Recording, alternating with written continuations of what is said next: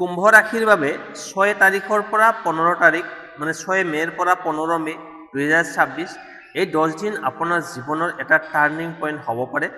এই সময়ছোৱাত কিছুমান এনেকুৱা ঘটনা ঘটিব যি আপোনাক আচৰিত কৰি তুলিব। কেতিয়াবা হঠাৎ লাভ, কেতিয়াবা অপ্ৰত্যাশিত চেলেঞ্জ। আপুনি কি নতুন সুযোগ পাব নে কোনো গুপ্ত শত্ৰুৰ সন্মুখীন হ'ব? প্ৰেম জীৱনত সুখ আহিব নে ভুল বুজাবুজিৰ সৃষ্টি হ'ব? এই 10 দিনত ভাগ্য আপোনাৰ পক্ষত আছে, কিন্তু এটা বিশেষ দিনত আপুনি অতি সাৱধান থাকিব লাগিব, নতুবা সকলো প্লান বিফল হ'ব পাৰে। ভিডিঅ'টো শেষলৈকে চাই থাকক, কাৰণ মই আপোনালোকক ক'ম কোন দিনটো আটাইতকৈ শুভ, কোন দিনত বিপদজনক, আৰু এটা শক্তিশালী উপায় যিয়ে আপোনাৰ ভাগ্য উজ্জ্বল কৰিব। প্ৰথমতে আহিছোঁ ধন সম্পত্তি। এই সময়ছোৱাত ধন সম্পত্তিৰ ক্ষেত্ৰত মধ্যমীয়া ফল দেখা যাব। আৰম্ভণিৰ কেইদিনমানত মানে 6 পৰা 9 মে' আপোনাৰ খৰচ অলপ বেছি হ'ব পাৰে, বিশেষকৈ ঘৰুৱা কাম বা অচিন্তিত প্ৰয়োজনত। সেয়েহে টকা ব্যৱহাৰত অলপ সাৱধান থাকক। 10 মে'ৰ পাছৰ পৰা অৱস্থা লাহে লাহে উন্নত হ'ব। কৰ্মক্ষেত্ৰত বা ব্যৱসায়ত নতুন সুযোগ আহিব পাৰে, যাৰ পৰা অতিৰিক্ত ইনকামৰ পথ মুকলি হ'ব। যদি আপুনি আগতে কোনো ইনভেষ্ট কৰিছিল, তাৰ পৰা সৰু হ'লেও লাভ পোৱাৰ সম্ভাৱনা আছে। কিন্তু এটা গুৰুত্বপূৰ্ণ কথা, এই সময়ত ডাঙৰ ইনভেষ্ট বা নতুন সম্পত্তি কিনাৰ আগতে ভালদৰে চিন্তা কৰক। খৰধৰ কৰি সিদ্ধান্ত ল'লে ক্ষতি হ'ব পাৰে। 12 পৰা 13 মে'ৰ ভিতৰত হঠাৎ ধন লাভ বা কোনো আটাইতকৈ ভাল সুযোগ আহিব পাৰে। এই দিনবোৰ আপোনাৰ বাবে বিশেষ শুভ। উপদেশ: অপ্ৰয়োজনীয় খৰচ কমাই চলক আৰু সঞ্চয়ত গুৰুত্ব দিয়ক। কোনো বন্ধুৰ পৰামৰ্শত টকা লগালে আপুনি আগতে নিজে নিশ্চিত হৈ লওক, তাৰপিছত টকা লগাব। মুঠতে ক'বলৈ গ'লে এই 10 দিনত ধনৰ আগমন হ'ব, কিন্তু বুদ্ধিমত্তাৰে ব্যৱহাৰ কৰাটোৱে আপোনাৰ সফলতাৰ নিৰ্ধাৰণ কৰিব। এতিয়া আহিছোঁ কৰ্মজীৱন। কুম্ভ ৰাশি 6 পৰা 15 মে' 2026 এই 10 দিন কুম্ভ ৰাশিৰ লোকসকলৰ কৰ্মজীৱনত লাহে লাহে কিন্তু গুৰুত্বপূৰ্ণ পৰিৱৰ্তন আনিব। আৰম্ভণিৰ সময়ছোৱাত 6 পৰা 8 মে' আপুনি অলপ প্ৰেছাৰ অনুভৱ কৰিব পাৰে। অফিচত কামৰ বোজা বাঢ়িব আৰু কিছুমান কাম সময়মতে সম্পূৰ্ণ কৰাটো কঠিন লাগিব, কিন্তু ইয়াতেই আপোনাৰ পৰীক্ষা আছে।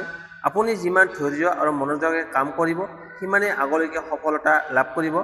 9 পৰা 11 মে'ৰ ভিতৰত ওপৰৰ কৰ্তৃপক্ষ বা বছৰ দৃষ্টি আপোনাৰ ওপৰত পৰিব।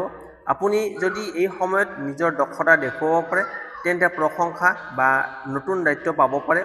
কিছুমানৰ বাবে প্ৰমোচন বা পদোন্নতিৰ সংকেত দেখা যায়। যিসকলে চাকৰি বিচাৰি আছে, এই সময়ত নতুন চাকৰিৰ সুযোগ আহিব পাৰে। বিশেষকৈ 10 পৰা 12 মে'ৰ আশে-পাশে কোনো কল বা মেছেজ অৱহেলা নকৰিব, এইটোৱে আপোনাৰ ভাগ্য সলনি কৰিব পাৰে। যিসকলে ব্যৱসায় কৰে, 6 পৰা 9 মে'ত অলপ ধীৰ গতি থাকিব, কিন্তু 10 মে'ৰ পাছৰ পৰা গ্ৰাহকৰ সংখ্যা বাঢ়িব। নতুন ডিল বা কণ্ট্ৰেক্ট হ'ব পাৰে। এই সময়ত নেটৱৰ্কিং অত্যন্ত গুৰুত্বপূৰ্ণ। নতুন মানুহৰ লগত চিনাকি কৰিলে লাভ হ'ব। সতৰ্কতা: 12 পৰা 13 মে'ত সহকৰ্মীৰ সৈতে ভুল বুজাবুজি বা বিতৰ্ক হ'ব পাৰে। আপুনি যদি ৰাগ-খং নিয়ন্ত্ৰণ কৰিব নোৱাৰে, তেন্তে এইটো আপোনাৰ বাবে ইমেজৰ বাবে বেয়া হ'ব পাৰে। সেয়েহে শান্ত থাকক আৰু কথা বুজাবুজি কৰক। 14 পৰা 15 মে'ত পৰিস্থিতি আপোনাৰ পক্ষলৈ ঘূৰি আহিব। এই সময়ত আপুনি আগতে কৰা কঠোৰ পৰিশ্ৰমৰ ফল পাব। নতুন আইডিয়া বা প্ৰজেক্ট আৰম্ভ কৰাৰ বাবে এইটো ভাল সময়। সফলতাৰ চাবিকাঠি: ধৈৰ্য আৰু স্থিৰতা ৰাখক। টিমৰ লগত ভাল সম্পৰ্ক বজাই ৰাখক। সুযোগ আহিলে পিছ নপৰিব। মুঠতে ক'বলৈ গ'লে এই 10 দিন আপোনাৰ কৰ্মজীৱনৰ বাবে এটা গ্ৰ'থ ফেজ। প্ৰথমতে প্ৰেছাৰ, তাৰ পাছত সুযোগ আৰু শেষত সফলতা। শেষত মনত ৰাখিব, আপোনাৰ পৰিশ্ৰমী আপোনাৰ ভাগ্য গঢ়ে। এই সময়ত সঠিক সিদ্ধান্ত ল'লে আগন্তুক দিনবোৰ বহুত উন্নত হ'ব। এতিয়া আহিছোঁ প্ৰেম আৰু দাম্পত্য জীৱন। এই 10 দিন কুম্ভ ৰাশিৰ প্ৰেম আৰু দাম্পত্য জীৱনত অনুভূতিৰ উঠা-নমা দেখা যাব। কেতিয়াবা গভীৰ ভালপোৱা, কেতিয়াবা সৰু সৰু ভুল বুজাবুজি। আৰম্ভণিৰ সময়ছোৱাত 6 পৰা 8 মে' আপুনি নিজৰ অনুভূতি প্ৰকাশ কৰিব নোৱাৰাৰ বাবে সঙ্গীৰ সৈতে অলপ দূৰত্ব অনুভৱ কৰিব পাৰে। মনত ৰাখিব, নীৰৱতা কেতিয়াবা সমস্যাৰ মূল চাবি হয়। আপুনি যি অনুভৱ কৰিছে সেইটো স্পষ্টকৈ ক'লে পৰিস্থিতি সহজ হ'ব। 9 পৰা 11 মে'ৰ ভিতৰত প্ৰেম জীৱনত এটা মধুৰ পৰিৱৰ্তন দেখা যাব। যদি আপুনি কোনোজনক ভাল পায় কিন্তু ক'বলৈ ভয় পাই আছিল, এই সময়তো নিজৰ মনৰ কথা কোৱাৰ বাবে ভাল। সঁচা অনুভূতি প্ৰকাশ কৰিলে ইতিবাচক সঁহাৰি পোৱাৰ সম্ভাৱনা আছে। যিসকল অলৰেডি ৰিলেশ্যনশ্বিপত আছে এই সময়ত আপুনি আৰু আপোনাৰ সংগীৰ মাজত বুজাবুজি বাঢ়িব। একেলগে সময় কটোৱা, ঘূৰি ফুৰা বা কোনো বিশেষ প্লান কৰিলে সম্পৰ্কটো আৰু শক্তিশালী হ'ব। কিন্তু ইগ' বা অহংকাৰ যেনে বিষয়ক আঁতৰাই ৰাখক। সৰু কথাটো ডাঙৰ কাজিয়াৰ সৃষ্টি হ'ব পাৰে। বিবাহিত লোকসকলৰ বাবে 6 পৰা 9 মেৰ ভিতৰত ঘৰুৱা বিষয় বা দায়িত্বক লৈ অলপ প্ৰেছাৰ থাকিব পাৰে। সংগীৰ লগত মতানৈক্য হ'ব পাৰে, বিশেষকৈ টকা পইচা বা পৰিয়ালৰ বিষয়ক লৈ। কিন্তু 10 মেৰ পাছৰ পৰা পৰিস্থিতি উন্নত হ'ব। আপুনি যদি একেলগে আলোচনা কৰে তেন্তে সকলো সমস্যাৰ সমাধান সহজে পোৱা যাব। সতৰ্কতা 12 পৰা 13 মে এই দুটা দিনত আপুনি ভুল বুজাবুজি বা সন্দেহৰ পৰিস্থিতিৰ সৃষ্টি হ'ব পাৰে। কোনো তৃতীয় ব্যক্তিৰ কথা শুনি নিজৰ সম্পৰ্কত সন্দেহ নকৰিব। বিশ্বাসেই সম্পৰ্কৰ আটাইতকৈ ডাঙৰ শক্তি। 14 পৰা 15 মেৰ ভিতৰত প্ৰেম আৰু দাম্পত্য জীৱনত পুনৰ মধুৰতা ঘূৰি আহিব। একেলগে সময় কটালে পুৰণি কষ্টবোৰ আঁতৰিব আৰু নতুনকৈ সম্পৰ্ক আৰম্ভ হোৱাৰ দৰে অনুভৱ হ'ব। ওপৰে খোলা মনেৰে কথা কওক, সংগীৰ অনুভূতিক সন্মান কৰক। ৰাগৰ সময়ত সিদ্ধান্ত নল'ব, সৰু ছাৰপ্ৰাইজ বা কেয়াৰ দেখুৱাওক। মুঠতে ক'বলৈ গ'লে এই 10 দিন আপোনাৰ প্ৰেম জীৱনৰ বাবে এটা টেষ্ট এণ্ড ষ্ট্ৰেংথেন ফেজ। প্ৰথমতে সৰু পৰীক্ষা, তাৰ পাছত গভীৰ বুজাবুজি আৰু শেষত মজবুত সম্পৰ্ক। শেষত এটা কথা, সঁচা ভালপোৱাই সকলো সমস্যা জয় কৰিব পাৰে যদি আপুনি ধৈৰ্য আৰু বিশ্বাস ৰাখে। এতিয়া আহিছোঁ শিক্ষা আৰু স্বাস্থ্য। 6 পৰা 15 মে 2026 কুম্ভ ৰাশি।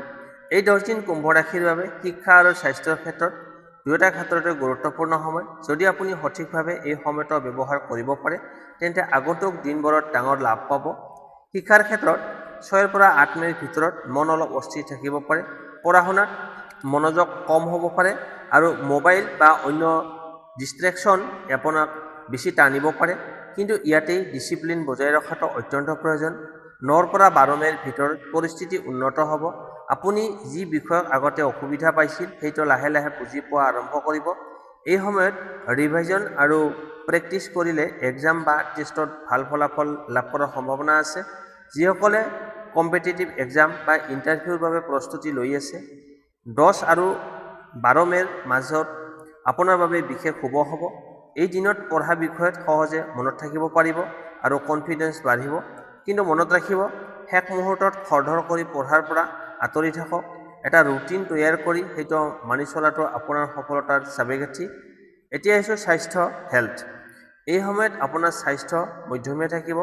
6 পৰা 9 মেৰ ভিতৰত আপোনাৰ অলপ ভাগৰুৱা, মূৰৰ বিষ বা টোপনিৰ সমস্যা দেখা দিব পাৰে। এইটো বেছিকৈ ষ্ট্ৰেছ আৰু অতিৰিক্ত চিন্তাৰ ফলত। সেয়েহে সময়মতে শুবলৈ যাওক, পানী বেছি খাওক, বাহিৰৰ খাদ্যৰ পৰা অলপমান দূৰত থাকক। 10 মেৰ পাছৰ পৰা স্বাস্থ্য উন্নত হ'ব, কিন্তু আপুনি নিজৰ ৰুটিন বজাই ৰাখিব লাগিব। যদি আপুনি এক্সাৰচাইজ বা যোগা আৰম্ভ কৰে তেন্তে দেহ মন দুয়োটা সুস্থ থাকিব। সতৰ্কতা 12 পৰা 13 মে এই দুটা দিনত সৰু অসাৱধানতাৰ বাবে চৰ্দি, কাহ বা পেটৰ সমস্যা হ'ব পাৰে। সেয়েহে খাদ্য আৰু পৰিষ্কাৰ পৰিচ্ছন্নতাৰ ক্ষেত্ৰত বিশেষ যত্ন লওক। শেষ উপদেশ, পঢ়াত কনচিষ্টেঞ্চি বজাই ৰাখক, মোবাইল ইউজ কম কৰক, ষ্ট্ৰেছ কমাবলৈ মেডিটেশ্যন চেষ্টা কৰক, স্বাস্থ্যক অৱহেলা নকৰিব। মুঠতে ক'বলৈ গ'লে এই 10 দিন আপোনাৰ বাবে বেলেঞ্চ পিৰিয়ড, য'ত আপুনি দেহ মন দুয়ো সঠিকভাৱে সামৰি চলিলে সফলতা নিশ্চিত। শেষত মনত ৰাখিব, স্বাস্থ্য আৰু শিক্ষা দুয়োটাই জীৱনৰ আটাইতকৈ ডাঙৰ সম্পদ। ইয়াক যত্নেৰে আগবঢ়াওক।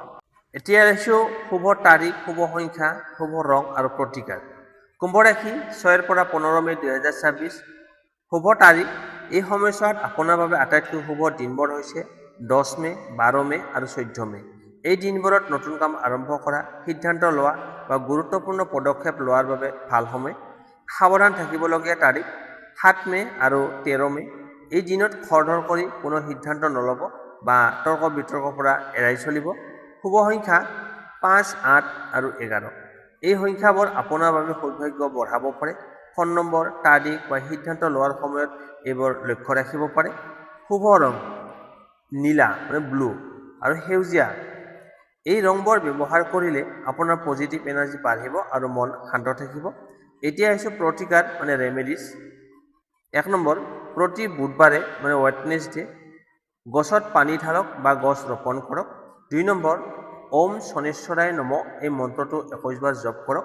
ই আপোনাৰ বাধা বিঘিনি আঁতৰাত সহায় কৰিব।